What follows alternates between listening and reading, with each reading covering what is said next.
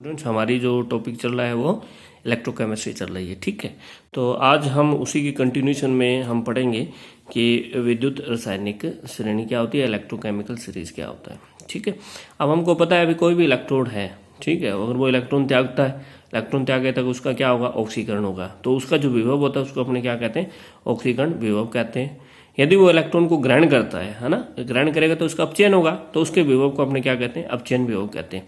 लेकिन अंतर्राष्ट्रीय स्तर पर, इंटरनेशनल लेवल पर ये मानना, ये उन्होंने क्या किया, निर्णय ले लिया कि जो उसके जो इलेक्ट्रोड विभव वो हमेशा कौन से लिखने हैं, अपचयन विभव के रूप में ही लिखने हैं। ठीक है, उनको क्या करेंगे, अपचयन विभव के रूप में लिखेंगे। और हमको पता है कि SH मानक हाइड्रोजन इलेक्ट्रोड की सहायता से क्या किया गया, विभिन्न तत्वों के, है ना, अलग अलग आपके तत्वों के क्या किए गए, मानक अपचयन विभव ज्ञात किए गए और उनको बढ़ते क्रम में व्यवस्थित किया गया। जिसे व्यवस्थित करने पर क्या हुआ कि एक श्रेणी मिलती है जिसे हम क्या कहते हैं, विद्युत रासायनिक श्रेणी कहते हैं। ठीक है, तो ध्यान रखना है कि विद्युत रासायनिक श्रेणी क्या है कि SH की सहायता से क्या किया गया, पहले तो विभिन्न तत्वों के मानक अपचयन विभव को ज्ञात किया गया, फिर इनको अपचयन विभव के बढ़ते क्रम में व्यवस्थित किया गया। तो एक जो सीरीज मिलती है उसे हम क्या कहते हैं, मानक अपचयन विभव कहते हैं। तो ये जो मानक अपचयन विभव है आपका कौन कौन सा, पहले सबसे पहले लिथियम आता है, Li पॉजिटिव है, +1 से आपका 0 में गया, तो इसका मानक अपचयन कितना होता है, -3.05। फिर ये एक सीरीज आपको, हमें पूरी सीरीज मिलती है, तो धीरे धीरे इनका मान क्या होता है, कम होता जाता है, कम होता जाता है, और लास्ट में यहाँ पे हाइड्रोजन पे कितना हो जाता है, 0 हो जाता है। ठीक है, उसके बाद क्या होता है, इसका मान बढ़ता जाता है, बढ़ता जाता है, बढ़ता जाता है, और लास्ट वाला जो एलिमेंट होता है हमारा कौन सा होता है, फ्लोरीन होता है। ठीक है, कौन सा होता है, फ्लोरीन, F2 होता है, F2 2 इलेक्ट्रॉन करके 2F नेगेटिव। तो इसका जो मानक अपचयन विभव कितना है, +2.87।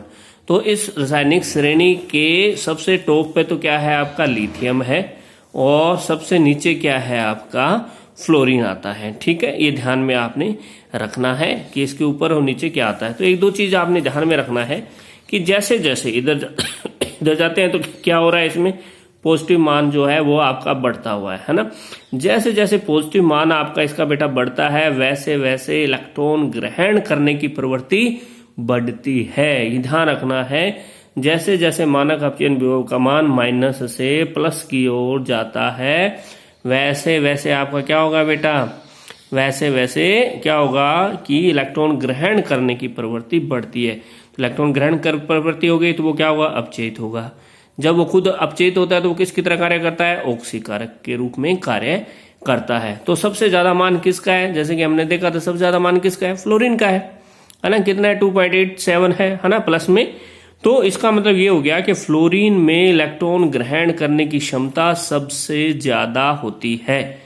तो आता यह आसानी से इलेक्ट्रॉन ग्रहण करके अपचयित हो जाता है, आता यह किसकी तरह कार्य करेगा, ऑक्सीकारक। तो ये प्रबलतम ऑक्सीकारक हो गया। तो अगर आपसे पूछे कि प्रबलतम ऑक्सीकारक कौन सा है, तो फ्लोरीन होता है। तो अब उल्टा चलते हैं, अपने इधर से इस तरफ जाते हैं, इस तरफ जाते हैं, तो कौन सा मान बढ़ता जा रहा है बेटा, माइनस वाला मान बढ़ता है। तो जितना ज्यादा नेगेटिव मान बढ़ेगा तो उसकी प्रवृत्ति क्या होती है, इलेक्ट्रॉन त्यागने की प्रवृत्ति होती है। कौन सी होती है, इलेक्ट्रॉन त्यागने की। जब इलेक्ट्रॉन त्यागे तब क्या होगा, उसका ऑक्सीकरण हो जाता है। जब ऑक्सीकरण होगा तो किसकी तरह कार्य करेगा, अपचायक के रूप में कार्य करेगा। तो सबसे ज्यादा मान किसका है, लिथियम का है, कितना है, -3.05 है।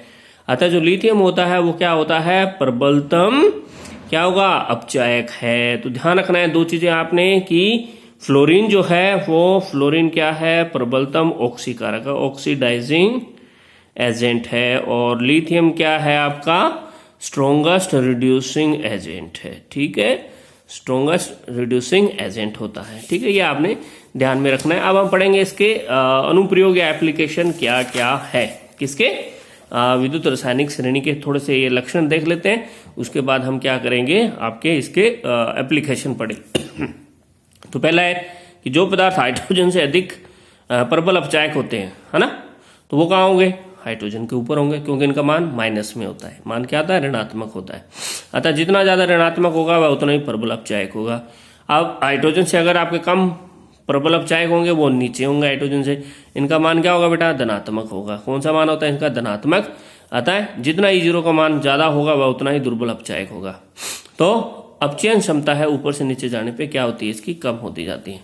ठीक है, किसी धातु की अपचयन क्षमता भाई वो कितना करेगा, तो कितना अपचयन करेगा, इसका मतलब उसका खुद का क्या हो रहा है, ऑक्सीकरण हो रहा है। ऑक्सीकरण किसको कहते हैं, जो इलेक्ट्रॉन त्यागता है। तो वही चीज ये कह रहा है कि किसी धातु की अपचयन क्षमता इलेक्ट्रॉन त्यागने का माप होती है, यानी कि वो जितने इलेक्ट्रॉन त्यागेगा उसका खुद का क्या होगा बेटा, ऑक्सीकरण होगा, और तो वह किसकी तरह कार्य करेगा, अपचायक की तरह कार्य करेगा।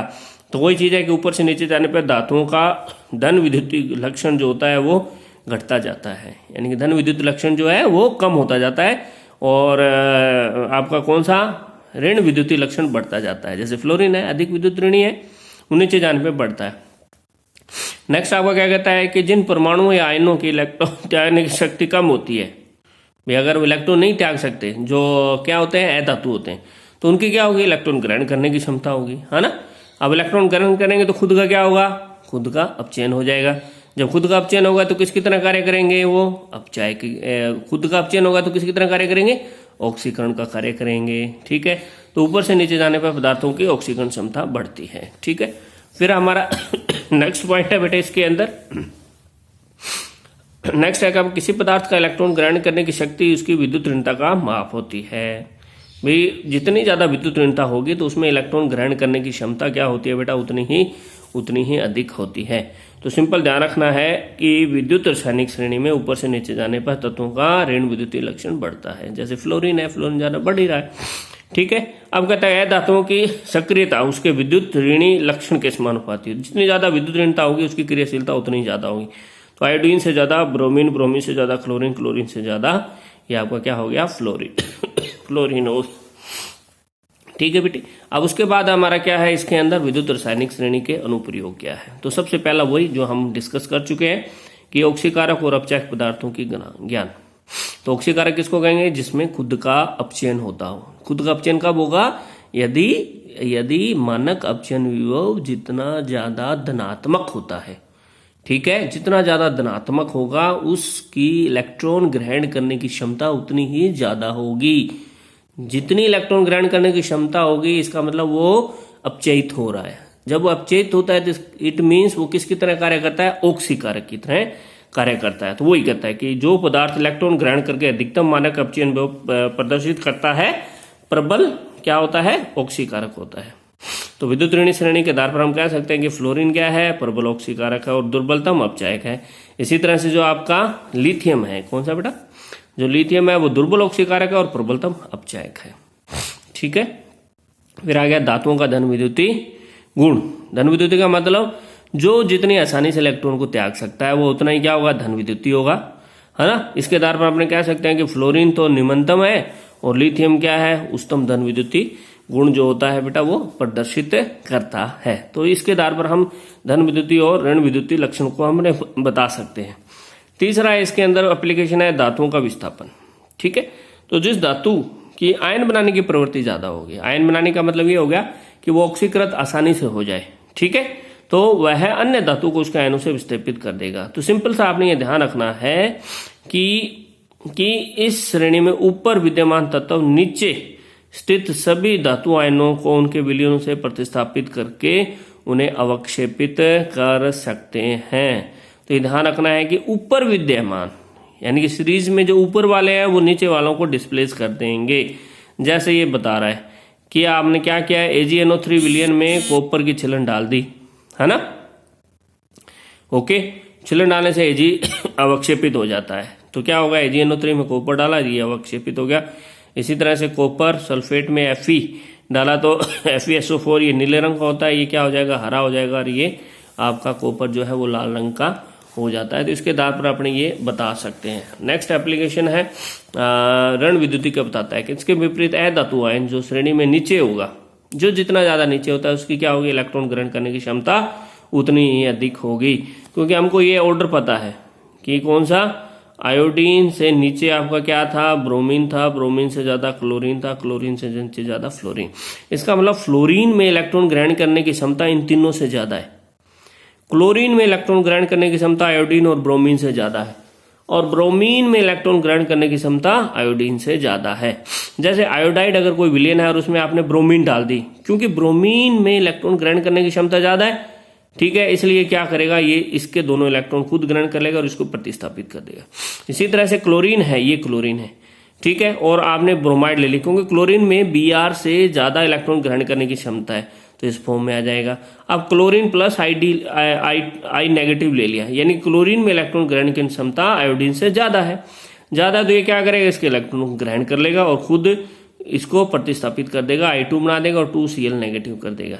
अगर अपने ऐसे कोई अभिक्रिया लिखें, कौन सी अभिक्रिया, मैं ये उल्टा लिखता हूं, कौन सी, 2Br नेगेटिव प्लस I2 लिखा, तो क्या अभिक्रिया होगी, इसमें कोई अभिक्रिया नहीं होगी। क्यों नहीं होगी, क्योंकि ब्रोमीन की इलेक्ट्रॉन ग्रहण करने की क्षमता ज्यादा है, तो यह क्या रहेगा, ऋणायन के रूप में रहेगा। तो ये ऑलरेडी क्या है बेटा, ऋणायन के रूप में है, इसलिए इसमें कोई भी अभिक्रिया नहीं होगी, ठीक है।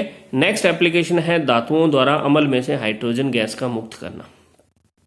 तो इसमें अपने सिंपल यही ध्यान रखना है कि जिसका मानक अपचयन विभव का मान ऋणात्मक होता है, क्या, जिसका मान ऋणात्मक मान अगर होगा तो वही तनु अम्लों से अभिक्रिया करके क्या कर देते हैं, हाइड्रोजन को मुक्त कर देते हैं। ये ध्यान रखना है, जिसका धनात्मक होता है वो क्या है, हाइड्रोजन से अभिक्रिया नहीं करते, ठीक है। तो ये ध्यान रखना, क्यों नहीं करेंगे, जैसे जिंक है, जिंक ने क्या किया, H2SO4 के साथ अभिक्रिया कर ली, क्योंकि जिंक का मान क्या है, ऋणात्मक है, तो इसकी प्रवृत्ति होगी इलेक्ट्रॉन त्यागने की, तो ये त्याग के किस रूप में चला जाएगा, ZnSO4 के रूप में चला जाएगा और H2 को डिस्प्लेस कर देगा, ठीक है। तो इसकी इलेक्ट्रॉन त्यागने की प्रवृत्ति है, ठीक है, जितना ज्यादा नेगेटिव होगा उतना ही ज्यादा क्या होता है, उसके इलेक्ट्रॉन त्यागने की प्रवृत्ति होती है, ठीक है। अब हो गया सेल का विद्युत वाहक बल ज्ञात करना, ठीक है। तो हम क्या है, हमें पता है कि E नोड सेल बराबर क्या होता है, E cathode minus E anode, तो इन दोनों का अगर हमें मान पता हो तो हम क्या निकाल सकते हैं, E सेल का मान ज्ञात कर सकते हैं। नेक्स्ट है हमारा इसमें रेडोस अभिक्रिया के संपन्न होने का ज्ञान।